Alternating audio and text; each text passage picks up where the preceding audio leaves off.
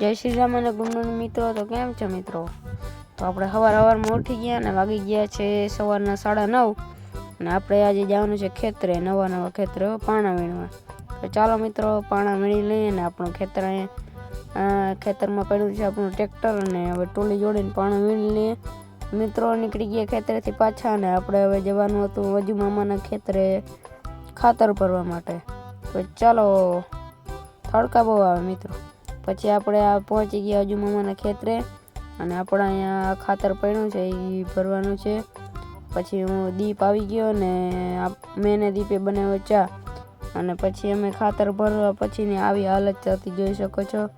અને પછી ત્યાં થોડીક ધૂળ હતી તો એ ધૂળ ભરીને આપણે નીકળી ગયા અને ધૂળને ખાલી કરી નાખી ને પછી આપણે નીકળી ઘરે આવી નાહી તો ફ્રેશ થઈ ગયા અને હવે જરાક મોઢું ધોઈનું પછી આવી ગયા રૂંઢે આપણે જવું કાકાને એ બાજરામાં પાણી વાળે રહેતું નથી નાખું।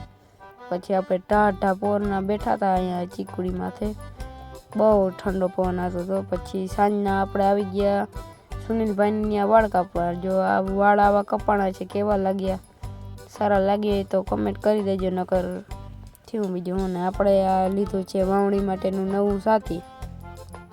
જો તમને આ વિડીયો સારો લાગે તો મિત્રો લાઈક શેર અને સબસ્ક્રાઈબ કરવાનું ના ભૂલજો।